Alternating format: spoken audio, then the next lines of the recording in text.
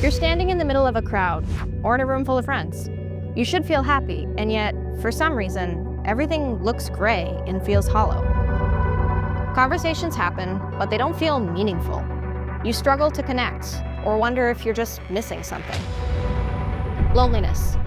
It's all in your head, they say. Go out and get some exercise, get a hobby, it'll go away, they say. But what happens when it doesn't? People say we forgot how to talk to each other during the COVID era. But is that all there is to it? What happened that has made it so bad, health authorities now call it an epidemic? What's really happening inside the brain on loneliness? Does the secret lie in our genetics? And are some of us just hardwired to feel the weight of loneliness more than others? Smartphones, social media, and dating apps were made to connect people, but have they? And what's the real purpose of an emotion so terrible? Is it just an inevitable part of being human, or could it be a lost secret to becoming the best versions of ourselves? Join me as we unravel some of these questions and explore why we feel loneliness at all, and enter the Codex Legendarium. I'm Shelby Melanson.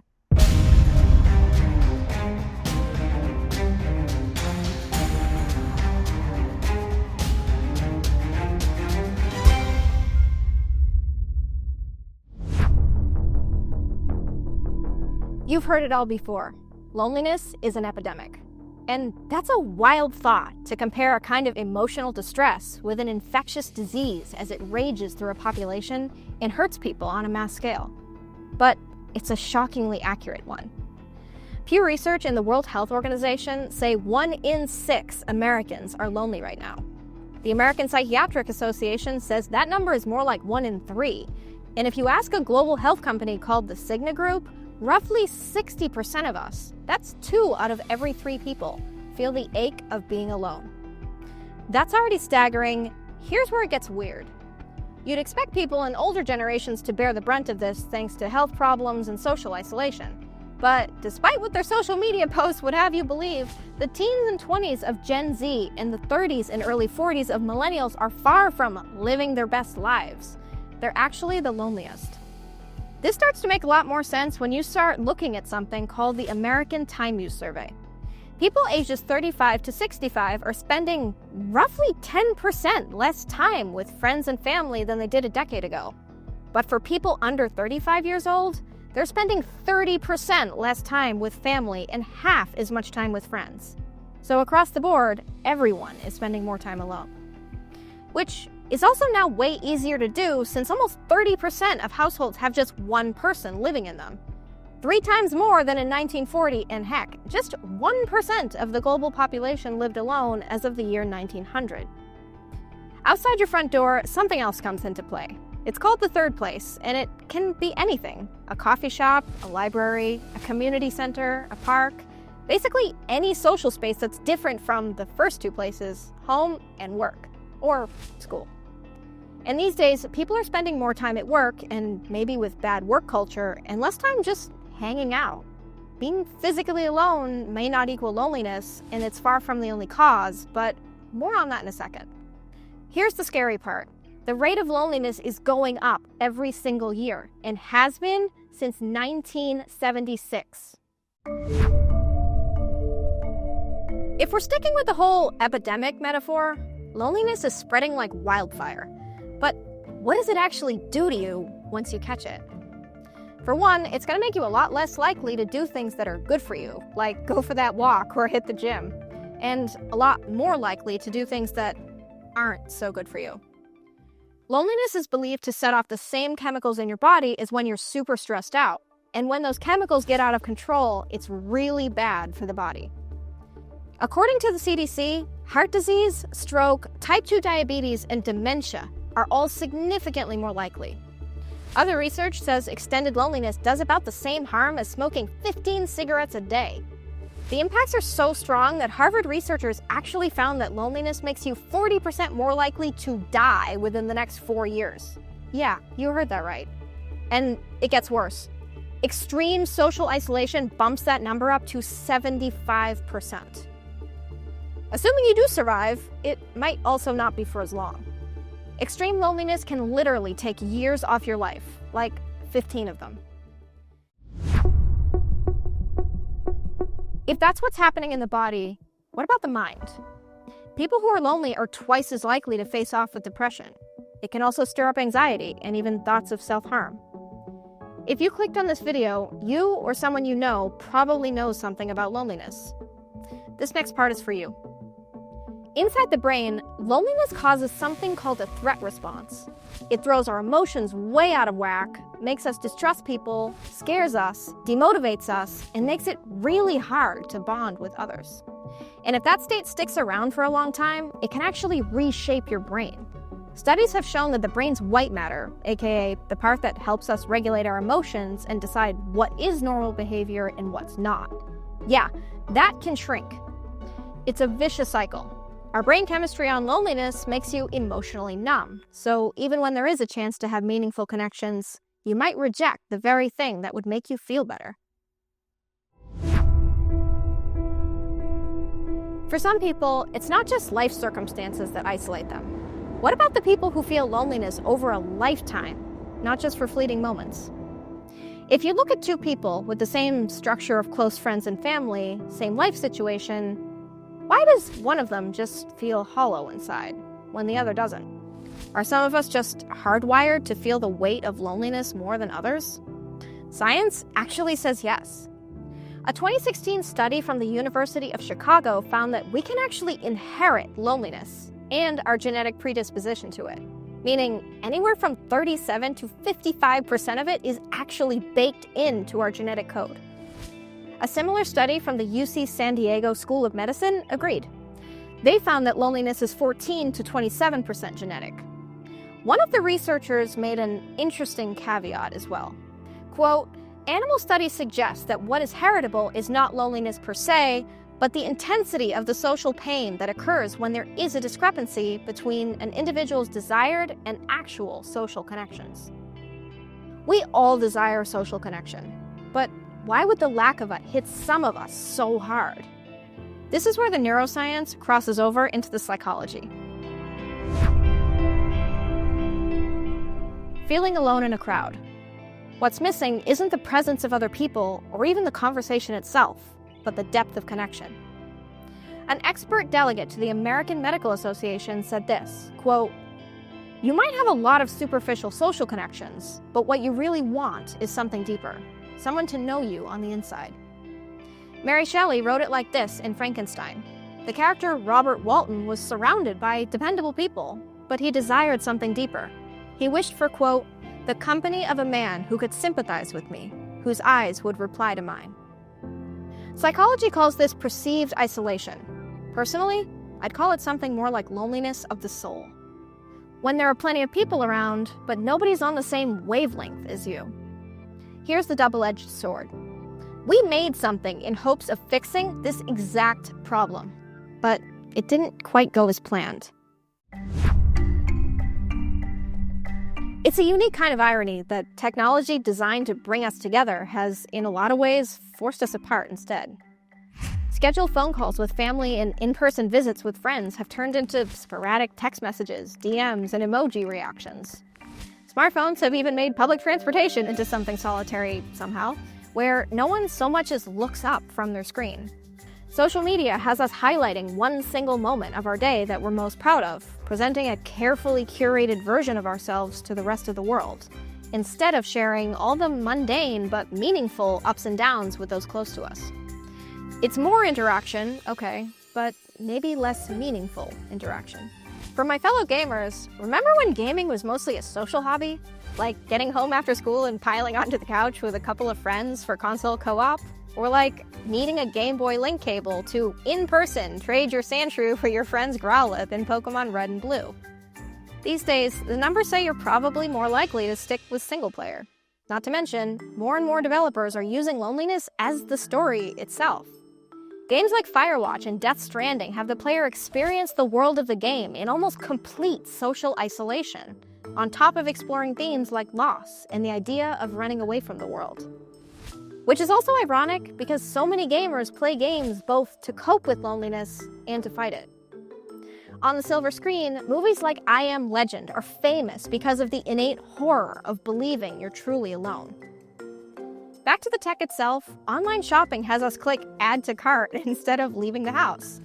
That even applies to groceries in some places, thanks to robots that can deliver them for you. And then we've also started online shopping for people, too. For a lot of us, romantic relationships are some of the most emotionally intimate and fulfilling in our lives. And as random conversations with strangers in public become a thing of the past, a lot of us have turned to online resumes to pick our life partners. It's the age of being on the apps. Now, this isn't to knock the success stories here, but the numbers do not lie. Dating apps are linked to self-image issues, depression, and loneliness, especially for men. All of which the apps are designed to solve, in theory anyway. Everybody is trying to present the most perfect curated version of themselves on their profiles, mostly to give yourself the best chance at finding a real connection. But remember how loneliness can make your brain act all weird? Well, what about when somebody shows up at the coffee shop for a first date who might be a great person, but is just a little nervous or awkward? This is just my take, but the almost limitless options on dating apps has pushed our culture of boundaries and no compromises way out of proportion. If the vibe is just 1% off, there isn't much incentives to stick around or look past a small but otherwise normal flaw. Of course, safety is a concern, but beyond that, none of us are perfect. It also doesn't encourage compassion or empathy, which are at the core of bonding in a meaningful way. Also, compare swiping on an app to the experiments that show that just looking into a stranger's eyes for 2 minutes can make you fall in love with them. In-person connections are really that strong, and there's something you're probably not getting from pictures on an app. Neuroscience, genetics, social isolation, the rise of technology. Okay, what's the real reason for being lonely in a crowd? Hear me out. You know the meme, go touch grass? There's actually something to that, seriously. In the therapeutic world, it's called earthing or grounding. Basically, making direct physical contact with the earth, like walking on the beach without shoes on or swimming in the ocean. Since the surface of the earth carries a negative electrical charge, when you touch it, energy gets exchanged, and your body absorbs electrons. Those electrons are actually supposed to be able to help fight free radicals, which are essentially unbalanced particles in your body that can cause serious cellular damage. A ton of people swear by grounding, and although there isn't a ton of research into it yet, the studies that have been done tend to agree. 2 studies from 2018 and 2019 both looked at whether grounding could help ease chronic pain among massage therapists. The first study said after 4 weeks, the participants were way less stressed. The second study agreed and found that grounding also helped fight pain, fatigue, and even depression. Another one from 2024 discovered that grounding could even help people with diabetes physically heal their wounds faster. I hear you. What does any of that have to do with loneliness? Research shows that people living in overcrowded urban areas are way more likely to feel lonely. As a resident of New York City, I can tell you there is something to this. On the other hand, science proves that connecting to nature deeply improves our physical and mental health. So what's really happening to heal us when we're connected to nature? Material and matter in the natural world has to circulate in order to clean itself. Think the water cycle, or volcanic eruptions, or the transformation from carbon dioxide into oxygen through plants. Our bodies absorb and release things like water and particles in the same way, to get rid of waste and to heal. So, if grounding and connecting to nature can help heal the body, what happens when our mind gets cut off from social and energetic networks that they're supposed to be part of? In an earlier episode, we talked all about synchronicity. Basically, how when people connect, their brains literally sync up. And once you're connected, those bonds are basically unbreakable. Not even space or time can sever them. I'd argue that being part of that network is not only healthy, but essential for the exact same reason. Think about the similarities between, say, a pool of unmoving water and a social echo chamber, or even just the thoughts inside one person's mind. When there's no exchange of fresh water, or say, different opinions or experiences from others who might think differently than you, the water stagnates, and it turns foul. Maybe the energy from brainwaves needs to circulate too, by sending and receiving fresh, authentic communication with others. And if it doesn't, could that cut us off from truly being connected to the world? Maybe that's why feeling loneliness feels quite so empty. The final layer to this is an interesting phenomenon. Often, the biggest challenges of our lives place us at a kind of crossroads. You can't stay the same anymore. You either have to refresh and renew or sink. For a lot of us, loneliness can be that catalyst. It forces us to choose between sinking into despair and finding a way to move forward despite the odds. Think about it like this. For centuries, artists have described solitude as mandatory for reaching the peak of creativity. Picasso wrote, "Without great solitude, no serious work is possible." Likewise, people throughout the ages have left society in search of solitude, sometimes resorting to living in mountains or caves. Most of them did this for religious or spiritual reasons, and many of those places became thought of as sites of transformation for achieving their highest selves. Think of the Israelites who wandered the desert for 40 years, or how Jesus went to a lonely place to pray, or how monks in Asia would sit in meditation for years or even decades. They did this because they believed that suffering was necessary for salvation, that only through the loneliness of solitude and the harshness of living in an uncomfortable situation could help them reach their real potential. So, what if loneliness could actually be a force for good? What if it's nature's mechanism built into our very genetic code to force us to level up? One of history's greatest epic poems describes it exactly. In the Odyssey, written by Homer, roughly, 2,700 years ago, the hero Odysseus embarks on a long and dangerous journey. At one point, he finds himself trapped on an island for 7 years by the nymph Calypso. Ultimately, he has a choice. Stay on the island and accept immortality, but as a prisoner. Or build a boat, brave a sea monster-filled ocean, and sail home. Or at least try, in the hopes of reuniting with his true love and loyal wife, Penelope. Quote, "I long to reach my home and see the day of my return. It is my never-failing wish. And what if one of the gods does wreck me out on the wine-dark sea? I have a heart that is inured to suffering, and I shall steel it to endure that too. For in my day, I have had many bitter and painful experiences in war and on the stormy seas. So let this new disaster come. It only makes one more." Without loneliness and the deep desire for true connection, Odysseus may never have found the strength to leave that island. If you ask me, every single one of us is on our own version of the same hero's journey. For Odysseus, that was fighting monsters. Maybe for us, that means wielding our loneliness as motivation to grow, or remembering to be courageous and kind in a world where so many of us feel the same ache for connection, but are afraid to reach out for it. The poet Marianne Moore wrote that the cure for loneliness is solitude. If you ask me, the wisdom in it is this. The cure for feeling disconnected is to look inward, embrace nature, be brave, and when we're ready, seek out real connection and be empathetic enough to welcome it. But what do you think? Are we really facing off with an epidemic of loneliness? Is it because of COVID, tech, our genetics, or something else? And when you're feeling lonely, what's your favorite way to help turn it around?